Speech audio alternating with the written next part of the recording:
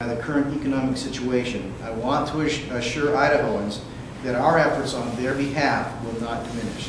We remain committed and dedicated to protecting consumers from fraud and protecting Idaho businesses by ensuring a level playing field in a fair and competitive marketplace. And with that, I would be glad to answer whatever questions you may have.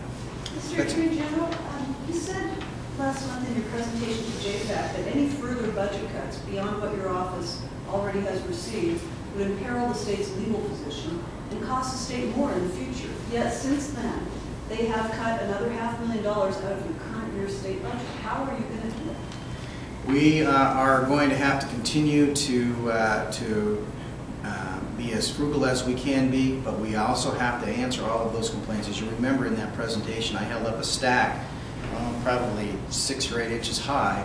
Those were just simply the first page of the number of complaints, legal lawsuits filed against the state.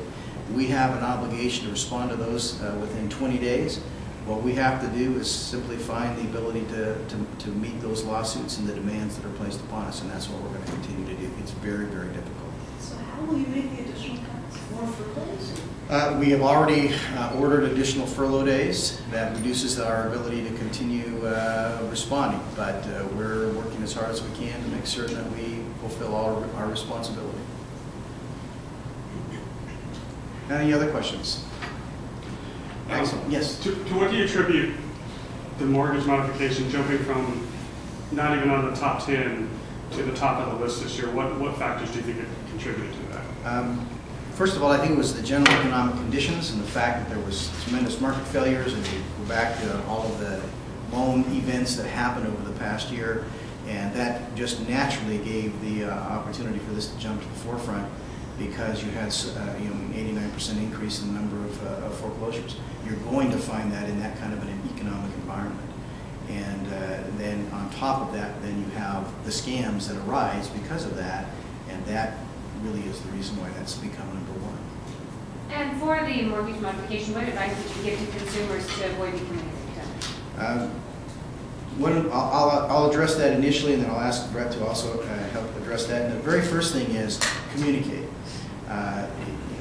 Things don't get better with time in a foreclosure situation. So what you want to do, the very first thing is you want to be able to talk to your lenders, do that up front, do that soon. It will not get better as time goes along. So the sooner you start to address the problem, the better off you will be. Brett? Well, I don't know that I'd say anything more than that.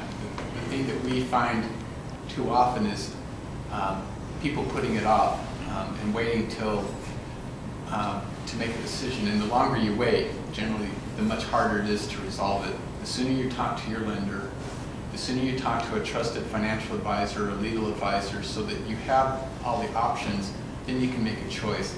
The last thing you want to do is believe these claims that they can save your home from, and you may be in a serious financial situation, but somehow miraculously everything's going to be saved as a result. We have, to assist people, have prepared manuals that General Wasden just referred to, and we have it's free. We welcome everyone to access this and use it. There's a lot of good advice. There's housing counselors that they can contact who will provide them good advice as well. There's a variety of websites to go to help make a good choice, because they're going to have to make an individual choice, but the way they'll do it best is armed with accurate, reliable information. And can you talk a little bit about the cable satellite TV scams and the motor vehicle, the other top 3s that we're seeing? Well, it's unfortunately the number 2 category. The sort of complaints are, I was promised certain channels that I didn't get. I was promised a certain fee, a certain rate that I'm getting charged more. I was promised I could cancel at a certain time, and now I'm getting assessed late charges. It's those sort of, there's more to that, but it's that sort of theme, the consumer reporting. I was told one thing, and now I'm getting something else that's not what I bargained for, or not what I expected or was advised. And then the motor vehicles, same thing?